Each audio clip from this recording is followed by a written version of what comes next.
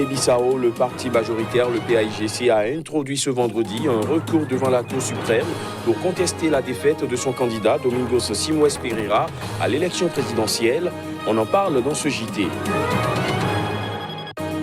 Au Nigeria, le président Muhammadu Buhari a déclaré qu'il va se retirer du pouvoir à la fin de son deuxième mandat en 2023.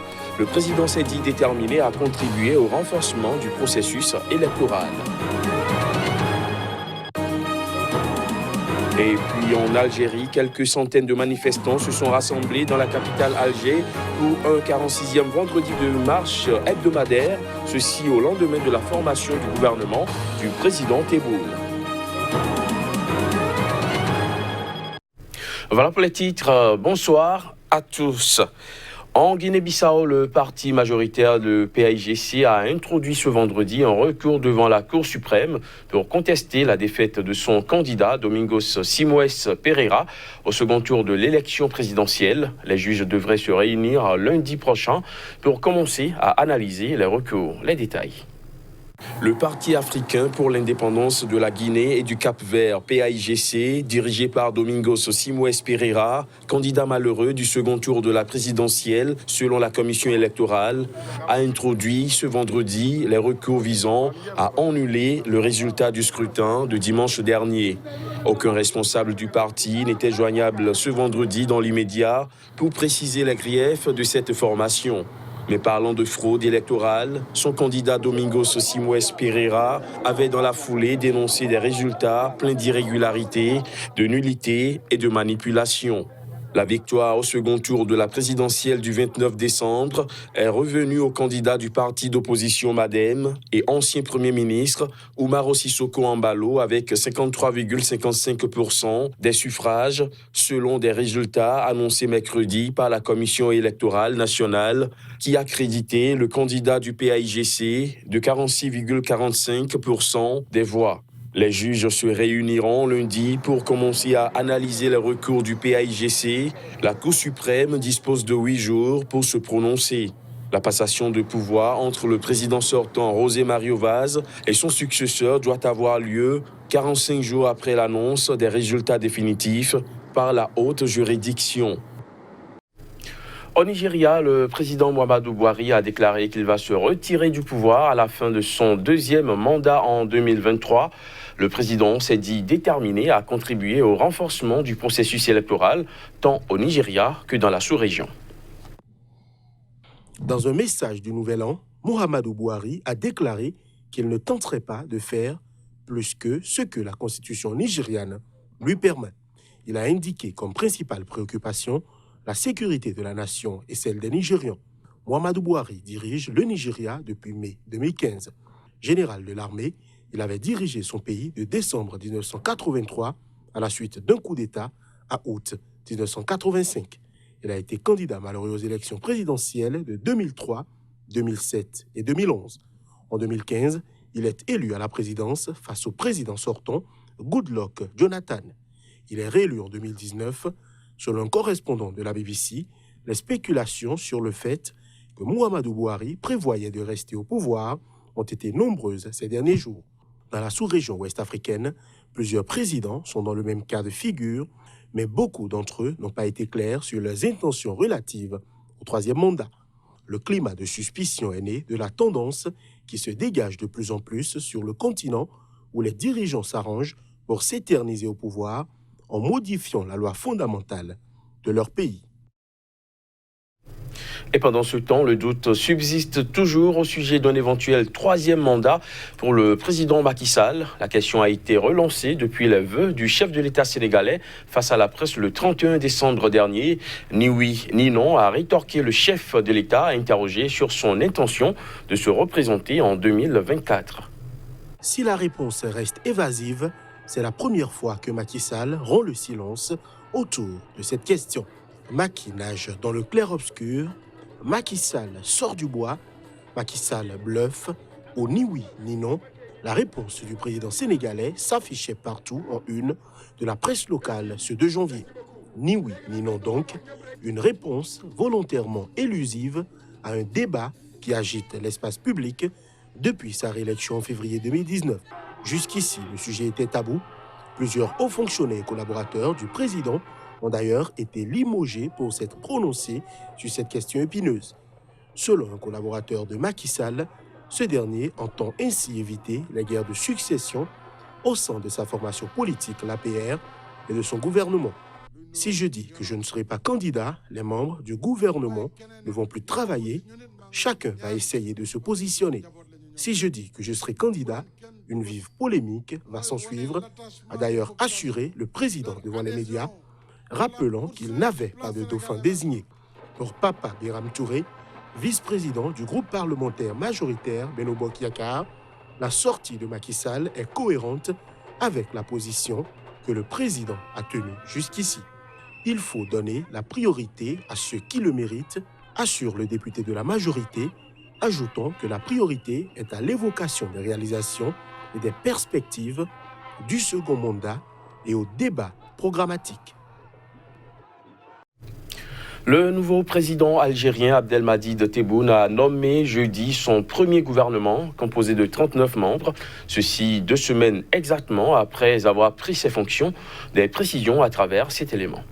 L'annonce de la nouvelle équipe a été faite par le porte-parole de la présidence qui en a donné la composition à la télévision nationale. C'est une première, la composition du gouvernement étant généralement rendue publique par un communiqué officiel. Le 28 décembre, Tebboune avait nommé Premier ministre Abdelaziz Djirad, un universitaire de 65 ans, ancien secrétaire général de la présidence, puis du ministère des Affaires étrangères, et l'avait chargé de constituer un gouvernement. Plus d'un tiers des 28 ministres de plein exercice nommés jeudi l'étaient déjà dans le gouvernement sortant ou dans une des équipes gouvernementales des 20 ans de présidence d'Abdelaziz Bouteflika, contraint à la démission le 2 avril sous la pression d'un mouvement de contestation inédit. On est donc loin du renouvellement exigé par ce Irak qui réclame le démantèlement du système dirigeant d'Algérie depuis son indépendance en 1962. Le président Tebboune, âgé de 74 ans, fut longtemps lui-même ministre de Bouteflika, qui en fit son premier ministre en mai 2017, avant de le limoger moins de 3 mois plus tard. En prenant ses fonctions, il avait tendu la main au Irak, né le 22 février pour fonder une nouvelle république.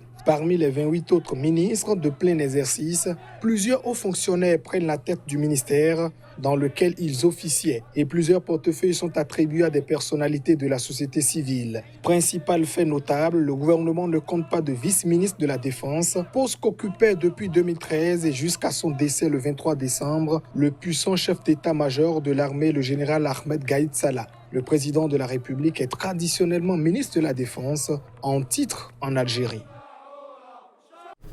Restons en Algérie où quelques centaines de manifestants se sont rassemblés dans la capitale Alger pour un 46e vendredi de marche hebdomadaire. C'était au lendemain de la formation du gouvernement du nouveau président Abdelmadjid Tebboune. Cette nouvelle manifestation intervient également au lendemain d'un vaste mouvement de libération surprise de contestataires détenus. Les images.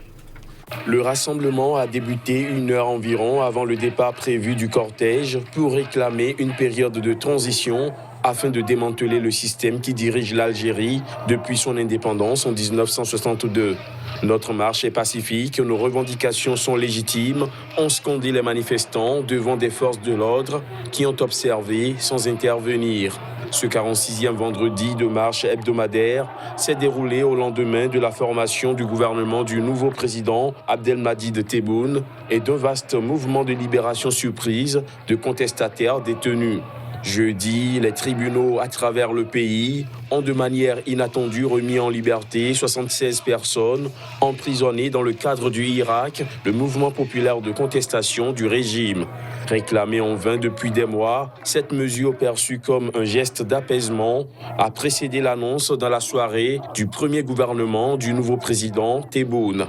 La plupart des manifestants n'acceptent pas ce gouvernement qu'ils qualifient d'illégitime. Ils estiment qu'il s'agit d'un prolongement de l'ère du président déchu Abdelaziz Bouteflika. D'autres, par contre, espéraient un gouvernement de jeunes, comme promis par le président, et y déplorent la présence d'anciennes figures du système. Plus d'un tiers des 28 ministres du nouveau gouvernement appartenaient à l'équipe sortante nommée par le président Bouteflika le 31 mars, 2 jours avant sa démission, ou ont déjà été ministres durant ses 20 ans de présidence. Au Soudan du Sud, 30 prisonniers ont bénéficié de la clémence de l'exécutif. Ils viennent d'être graciés par le président Salva Kiir. Le chef de l'État a pris un décret pour matérialiser son acte. Reportage. C'est le cadeau du Nouvel An pour 30 prisonniers sud-soudanais qui retrouveront bientôt la liberté. Le décret accordant la grâce à ces détenus date du 2 janvier. Au nombre des bénéficiaires de cette mesure, le défenseur des droits de l'homme, Peter Biarajak, condamné en juin à 2 ans de prison pour espionnage pour avoir donné des interviews à des médias étrangers. Son épouse a fait part de sa satisfaction dans un tweet. Un porte-parole de la prison de Juba, où il est détenu, a toutefois précisé que les prisonniers n'avaient pas encore quitté leur cellule. Pour ce qui concerne la procédure, nous attendons actuellement le document du ministère de la Justice et après ça, ceux qui sont graciés seront libérés, a-t-il déclaré. Selon lui, c'est la procédure normale que le président puisse gracier des prisonniers lors d'importantes occasions comme Noël ou le Nouvel An. Peter Biarajak avait été arrêté en juillet 2018, puis détenu pendant 8 mois par les services de renseignement sans être inculpé, avec des contacts très limités. L'économiste qui préside plusieurs organisations de défense des droits de l'homme et a travaillé pour la Banque mondiale avait alors réussi à donner une interview à Voice of America, un média financé par le gouvernement américain. Le tribunal avait estimé que cette interview relevait de l'espionnage. En Somalie, les services de renseignement accusent une main étrangère d'être cachée derrière l'attentat de samedi dernier. Ceci malgré une revendication de l'attaque par des islamistes Shebab. Cette sanglante attaque avait fait plusieurs dizaines de morts. Voici les détails. En Somalie, la polémique enfle après l'attentat sanglant de Mogadiscio samedi dernier. Lundi sur Twitter, les renseignements somaliens ont affirmé qu'un pays étranger avait planifié l'attaque, sans en dire plus. Or, comme la bombe visait un convoi turc, beaucoup ont pensé à une implication des Émirats arabes unis, fondamentalement opposés à Ankara dans la région. Le mystérieux tweet des services secrets somaliens a entraîné une polémique régionale. Dans son message, l'agence NISA n'a apporté aucune preuve de ces accusations. Pour plusieurs chercheurs d'ailleurs, voir la main de l'étranger n'a pas de sens. Les Shebab ont suffisamment d'expertise pour mener l'attaque eux-mêmes. Quant aux Émirats, ils n'ont aucune alliance avec les islamistes somaliens. Certes, des Turcs ont été tués et Ankara est l'ennemi d'Abu Dhabi dans la région. Mais ce n'est pas une preuve suffisante d'une implication émiratie. Par contre, la Turquie elle-même est regardée avec soupçon. En effet, c'est le journal turc Yeni Şafak, réputé proche du président Erdogan, qui le premier a mentionné une implication des Émirats.